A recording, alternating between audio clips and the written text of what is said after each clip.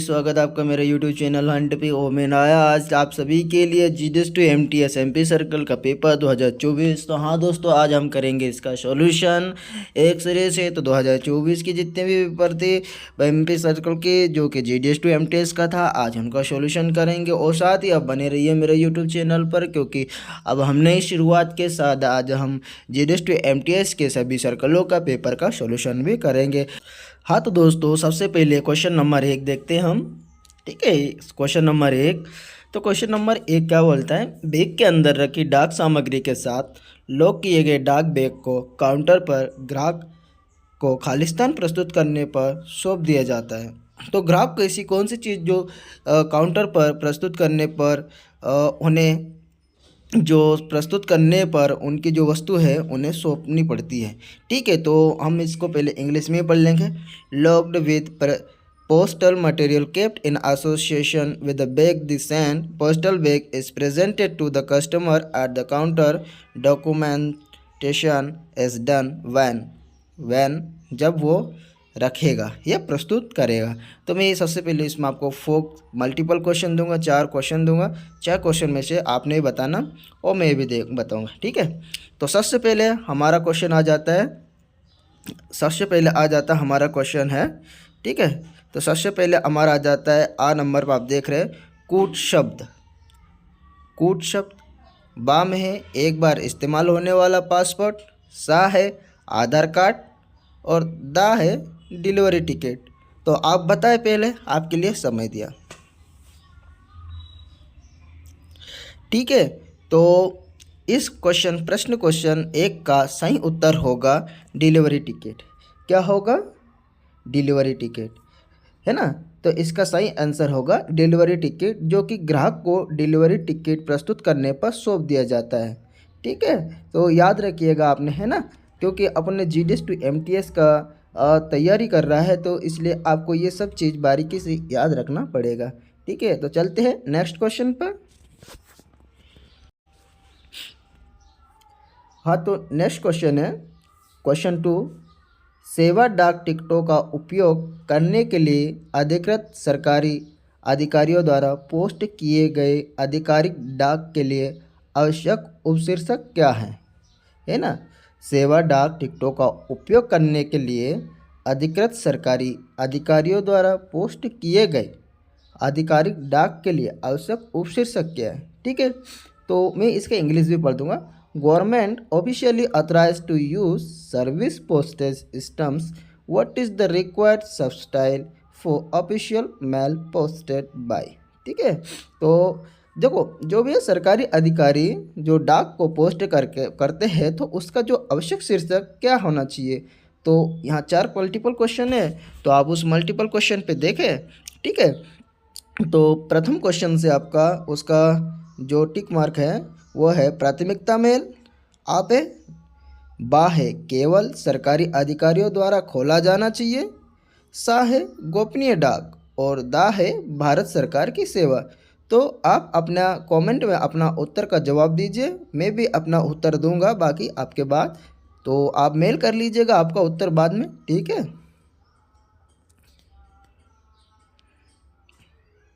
तो question number 2 का answer होगा हमारा दा, भारत सरकार की सेवा पर।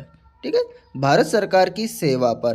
तो अधिकारियों द्वारा जो डाक के लिए जो आवश्यक उपशीर्षक हमारा होगा भारत सरकार की सेवा पर। ओके, ठीक है, समझ गए। ठीक है ना। अब हम थर्ड क्वेश्चन देखते हैं।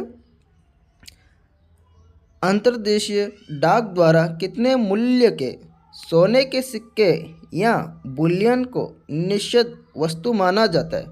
निषिद्ध मतलब भेजा नहीं जाता है। ठीक है, तो अंतर्देशीय सब जानते हैं। हाइजलैंड जो पोस्ट होते हैं, जो डाक होते हैं, हम हाइजलैंड देखते हैं, हमेशा डाक के ऊपर लिखा रहता है। तो कितने मूल्य के सोने के सिक्के या बुलियन को निषिद्ध वस्तु माना जाता है। तो ठीक है ना, तो चले। How much value of gold coin और bullion should be sent as prohibited item by Iceland post it is believed. ठीक है, तो आपके सामने ये 4 ऑप्शन दिया है, तो आप अपना आंसर कमेंट बॉक्स में बता। ठीक है, तो पहला हमारा होगा, ठीक है, पहला ऑप्शन है आ 15,000 रुपये से अधिक मूल्य, दूसरा बा 10,000 रुपये से अधिक मूल्य, तीसरा सा 5,000 रुपये से अधिक मूल्य, चौथा द 50,000 रुपये से अधिक मूल्य। तो आप सभी अपना उत्तर कमेंट बॉक्स में बताएं, ठीक है।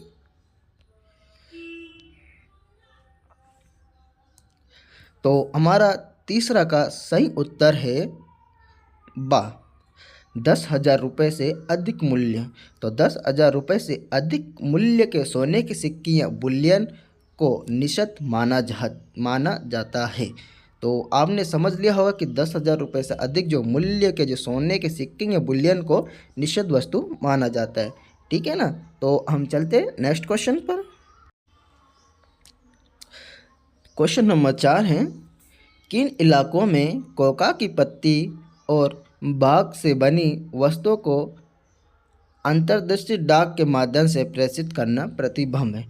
हाँ तो दोस्तों, इसमें जो कोका है ना, कोका की पत्ती और उसके भाग से जो बनी वस्तु है उसको अंतर्देशीय डाक या आइसलैंड डाक के माध्यम से प्रेषित करने पर प्रतिबंध लगा है। तो मैं इसका इंग्लिश पढ़ दूंगा। In which area is the Iceland mail of goods made from coca leaves and part possible, transmission is a prohibited. So आपको दोनों क्वेश्चन मैंने पढ़ दिए, तो इसका क्या आंसर होगा हम आइए देखते हैं इसके चारों ऑप्शन में से, ठीक है ना। तो इसमें पहला ऑप्शन दिया है जम्मू और कश्मीर, दूसरा ऑप्शन दिया है हिमाचल जम्मू कश्मीर, तीसरा क्वेश्चन दिया है भारत के किन्हीं दो स्थानों के बीच, और चौथा क्वेश्चन दिया है पंजाब और दिल्ली। तो आपका जो राइट आंसर है आप मुझे कमेंट पर बताएं, मैं आपको अपना उत्तर बताता हूँ, ठीक है ना दोस्तों। हाँ तो दोस्तों, क्वेश्चन नंबर 4 जिसका सही उत्तर होगा हमारा दा नंबर वाला पंजाब और दिल्ली। कौन सा? पंजाब और दिल्ली वाला, जो कि पंजाब और दिल्ली के इलाकों में कोक की पत्ती और भाग से बनी वस्तुओं के अंतर्दृष्टि डाक के माध्यम से प्रेषित करने पर प्रतिबंध लगा हुआ है, ठीक है ना, समझ गए। तो आप लोग तो ये सभी जानते होंगे क्वेश्चन नंबर 5 का जो दिया है। तो सबसे पहले मैं चाहता हूँ कि मेरे पढ़ने से पहले आप सभी अपना कमेंट में आंसर दे दें, ठीक है। तो क्वेश्चन नंबर 5 हमारा ये है, किसी व्यक्ति के लिए अधिकतम PLI जो कि पोस्टल लाइफ इंश्योरेंस पॉलिसी की सीमा क्या है? What is the maximum PLI policy limit for an individuals? हाँ तो आपको पता होगा, क्योंकि आप हमेशा आपने करा, आपकी BPMC आपका वर्क में आपको टारगेट अचीव करने के समय में भी आया होगा, तो आपको इसके बारे में अधिक जानकारी होगा। तो इसमें कह रहा हूँ ना, तो आपको ऑप्शन बताने से पहले आप अपना ऑप्शन देख रहे हैं तो आप अपना आंसर जल्द से जल्द कमेंट बॉक्स में बताएं, ठीक है। तो फर्स्ट ऑप्शन है हमारा 10 लाख रुपये, बा है 25 लाख, और हमारा तीसरा सा है 50 लाख, और चौथा दा है कोई सीमा नहीं। तो आप अपना आंसर बताएं। तो हमारा आंसर है इसका तीसरा सही है, जो कि 50 लाख इसकी सीमा है, मैक्सिमम PLI की लिमिट है, ठीक है। पोस्टल लाइफ इंश्योरेंस की लिमिट है 50 लाख एक व्यक्ति के लिए, ठीक है ना। तो चलते हम छठवां क्वेश्चन पर। छठवां क्वेश्चन है हमारा, IPPB मोबाइल एप्लीकेशन के माध्यम से निम्नलिखित में से कौन सी सेवा का लाभ नहीं उठा सकता है? हाँ तो हमारा छठवां क्वेश्चन आ गया आपके सामने। आपका छठवां क्वेश्चन बोल रहा है कि भाई which of the following services available through IPB mobile application can not take advantage? ऐसा कौन सा सेवा जो हम IPB मोबाइल एप्लीकेशन के माध्यम से ले नहीं सकता? तो इसके लिए हम आपको इसके चारों ऑप्शन को बताएंगे, आप ऑप्शन को देखकर अपना आंसर दें। ये है इसका ऑप्शन। तो सबसे पहला ऑप्शन है हमारा RD खाते में ऑनलाइन भुगतान की सुविधा, PPF खाते में ऑनलाइन भुगतान की सुविधा, तीसरा है SS बोले तो सुकन्या समृद्धि, है ना, सुकन्या समृद्धि खाते में ऑनलाइन भुगतान की सुविधा, और चौथा ऑप्शन है हमारा आरडी पीपीएफ खाता खोलना। तो इसमें जो भी सही आंसर होगा आप कमेंट बॉक्स पर मुझे बताएं, मैं अपना आंसर आपके बाद दूंगा, आपने अपना आंसर के साथ मेल करें, ठीक है। तो हमारा छठवा का जो सही उत्तर होगा डी, आरडी और पीपीएफ खाता खोलना। हाँ तो दोस्तों आईपीबी जो मोबाइल एप्लीकेशन में है, हम उसमें आरडी खाता में भी पैसे डाल सकते हैं, पीपीएफ खाता का भुगतान भी कर सकते हैं और सुकन्या खाता का भी कर सकते हैं। लेकिन हम आईपीबी मोबाइल एप्लीकेशन के माध्यम से आरडी और पीपीएफ खाता खोल नहीं सकता है। क्या आरडी और पीपीएफ खाता खोल नहीं सकते, ठीक है ना। तो हमारा सही उत्तर होगा डी नंबर, ठीक है। अब चलते हैं नेक्स्ट क्वेश्चन सातवां में। हमारा सातवां क्वेश्चन है सुकन्या समृद्धि खाते की परिपक्वता अवधि क्या है, मैच्योरिटी पीरियड क्या होगा सुकन्या समृद्धि अकाउंट्स का। तो ये तो आप सभी जनरल जानते होंगे कि भाई सुकन्या समृद्धि खाता का जो मैच्योरिटी टाइम पीरियड है वो क्या होता है। तो मेरे कहने पर से तो पहले ही आपने उत्तर दे देना चाहिए भाई, क्योंकि इतना इजी क्वेश्चन है जो कि एमपी सर्कल एग्ज़ाम का है। तो आप जो दिन भर अपना वर्क करते हैं उसी के बारे में पूछा जाता है, ठीक है। तो फर्स्ट ऑप्शन हम देखते हैं इससे पहले तो, ठीक है। तो फर्स्ट ऑप्शन हमारा क्या है, तो फर्स्ट ऑप्शन है खाता खोलने की तारीख से 21 वर्ष तक, दूसरा ऑप्शन है खाता खोलने की तारीख से 10 वर्ष तक, और तीसरा ऑप्शन हमारा सा होगा खाता खोलने की तारीख से 20 वर्ष तक, और हमारा चौथा ऑप्शन होगा खाता खोलने की तारीख से 15 वर्ष तक, ठीक है। तो आप सब ने अपना आंसर कमेंट बॉक्स में दे दिया होगा, क्योंकि भाई सबसे इजी क्वेश्चन से मेरे पढ़ने तक आपने तो दे दिया होगा आपका आंसर। तो इसका सही आंसर होगा, मैं ही बता देता हूँ इसका सही आंसर। तो हमारा क्वेश्चन नंबर 7 का सही उत्तर होगा आ नंबर, जो कि फर्स्ट वाला खाता खोलने की तारीख से 21 वर्ष तक, मतलब इसके अपने सुकन्या खाता की मैच्योरिटी टाइम पीरियड होता है, ठीक है, परिपक्वता अवधि जिसे कहा जाता है हिंदी में, ठीक है ना। तो अब देखते हैं हम नेक्स्ट क्वेश्चन आठवां। नेक्स्ट क्वेश्चन एट डीएनके का तात्पर्य क्या है, what is the meaning of DNK, मतलब डीएनके का पूरा नाम या मीनिंग क्या है। तो आप सब ने अपना आंसर कमेंट बॉक्स में देना है ना, ऑप्शन दिया हुआ है तो ऑप्शन देख के, जब तक मैं आपको चारों ऑप्शन पढ़ के बता दूंगा, ठीक है। तो पहला ऑप्शन होगा डाकघर निर्यात केंद्र, दूसरा ऑप्शन है आपका डायरेक्ट नेटवर्क केंद्र, और तीसरा ऑप्शन है आपका डिजिटल नेटवर्किंग, और चौथा ऑप्शन है डाक नेटवर्क केंद्र। तो आपने अपना सही आंसर कमेंट बॉक्स में ज़रूर बताएं। अपने को बताना है डीएनके का पूरा फुल फॉर्म, डीएनके क्या होता है ना। डी से आप देख सकते हैं, डी से हम आपको बता दें, डी से डाकघर, एन से निर्यात, ठीक है, एन से निर्यात होगा आपका, और के से केंद्र हो जाती है आपका क्या, केंद्र। तो आप सबको मैंने तो बता दिया डीएनके का फुल फॉर्म, तो आपको तो हाल ही में पता होगा कि डीएनके का मतलब और उसका मीनिंग क्या होगा। तो डीएनके का सही उत्तर होगा हमारा आ नंबर, फर्स्ट ऑप्शन डाकघर निर्यात केंद्र, जो कि हमारा सही उत्तर है। तो आप सबको ये बातें ध्यान पर रखना है ना, डीएनके का तात्पर्य क्या है, ठीक है। चलो देखते नेक्स्ट क्वेश्चन। हमारा नेक्स्ट क्वेश्चन है नौवा, है ना, 9वां नंबर का क्वेश्चन है किसी सर्कल के प्रमुख के मुख्यालय में स्थित प्रधान श्रेणी का प्रधान डाक घर, है ना, प्रधान डाकघर, ठीक है। हाँ तो क्वेश्चन नंबर 9 हमारा है कि किसी सर्कल के प्रमुख के मुख्यालय में स्थित प्रधान श्रेणी का प्रधान डाकघर अथवा एक से अधिक ऐसा प्रधान डाकघर हो या मुख्यालय से संबंध ऐसे प्रधान डाकघर को क्या कहा जाता है। Head of the rank of chief at the headquarter of head of a chief circle post office or more than one such head post office with head office relation, what is the such head post office called? तो जो post office है headquarter से भी जो lead करता है बड़ी जो पोस्ट ऑफिस, उसे क्या कहा जाता है उसके बारे में क्वेश्चन से। तो इसी तरह का क्वेश्चन आपका जीडीएस टू एमटीएस में आने वाला है, तो आपको हर चीज़ का बारीकी से बारीक आपको ध्यान रखना होगा। तो है ना, इसमें 4 ऑप्शन तो दिया गया, बाकी आपको मैं पूरी इसकी डिटेल बताऊंगा। ठीक है, तो किसी सर्कल का जो प्रमुख मुख्यालय का जो प्रमुख ऐसे प्रधान डाकघर को क्या कहा जाता है? तो सबसे पहला ऑप्शन है हमारा, ठीक है, सबसे पहला ऑप्शन है हमारा एमडीजी, दूसरा है हमारा एचओ हेड ऑफिस, ठीक है, हमारा है जीपीओ, है ना, जनरल पोस्ट ऑफिस, है ना, जो जीपीओ रहता है, ठीक है।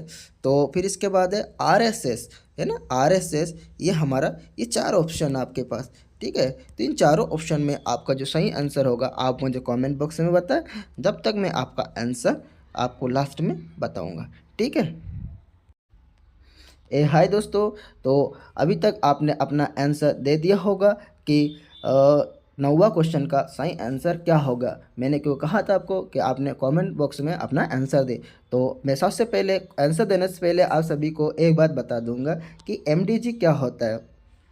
एमडीजी क्या होता है? एमडीजी का मतलब होता है मुख्य मुख्य डाकघर। एमडीजे का मतलब होता है मुख्य डाकघर, है ना। और एचओ तो आप समझते हैं हेड ऑफिस, ठीक है। और जीपीओ आपको मैंने शुरुआत में ही बता दिया, जीपीओ का मतलब होता है, ठीक है, जनरल पोस्ट ऑफिस, ठीक है, जनरल पोस्ट ऑफिस। और आरएसएस सभी जानते हैं आरएसएस ऑफिस कहाँ होती है और किस क्षेत्र में होती है, ठीक है ना।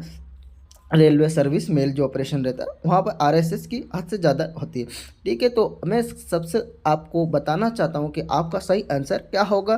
तो इससे पहले आपने अपना आंसर दे दिया होगा, तो ठीक है। तो हमारा जो आंसर होगा क्वेश्चन नंबर 9 का, जो सही हमारा चॉइस क्वेश्चन होगा, मल्टीपल चॉइस क्वेश्चन होगा, जो करेक्ट होगा हमारा जीपीओ जनरल पोस्ट ऑफिस। तो प्रधान डाकघर मतलब जनरल पोस्ट ऑफिस कहा जाता है। ऐसे जो प्रधान डाकघर को जनरल पोस्ट ऑफिस कहा जाता है, हेड पोस्ट ऑफिस इस काल बाय जनरल पोस्ट ऑफिस, है ना, ठीक है। तो ये हमारा आंसर हुआ। तो आइए जानते हैं हमारा लास्ट और इस सेशन का सबसे लास्ट और 10वां क्वेश्चन क्या है।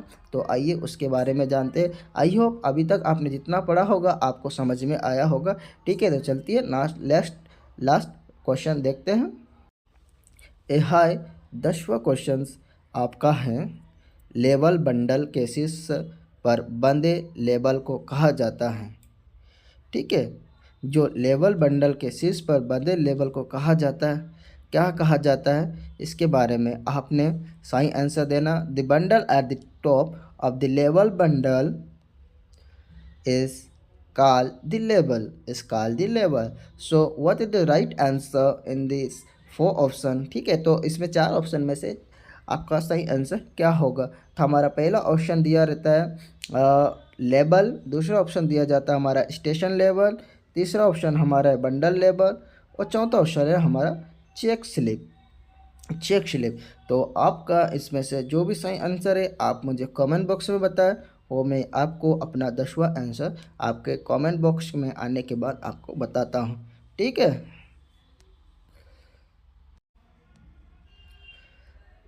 हाँ, तो हमारा लास्ट और 10वां क्वेश्चन का सही उत्तर होगा द नंबर चेक स्लिप, ठीक है। चेक स्लिप है लेबल बंडल के शीर्ष पर बंधे लेबल को चेक स्लिप कहा जाता है। आप सभी जानते हैं लेबल बंडल किस तरह होता है और उस समय उसके ऊपर क्या बंधे रहते हैं, उसके शीर्ष पर आपने देखना, ठीक है, ध्यान रखना आप इस बातों को। और उसे हम क्या कहते हैं, चेक स्लिप, ठीक है।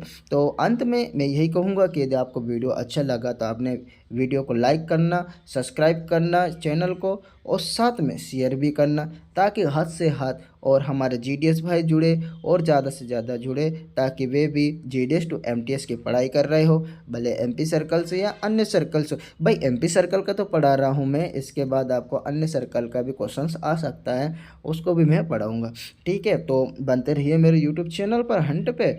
और लास्ट में आप अपनी पीडीएफ डाउनलोड करना है तो आप पीडीएफ मेरे डिस्क्रिप्शन बॉक्स में से लिंक में से आप पीडीएफ डायरेक्ट डाउनलोड कर सकते, ठीक है, ठीक है ना दोस्तों। और साथ ही आंसर भी आपको नीचे आपको दिया है।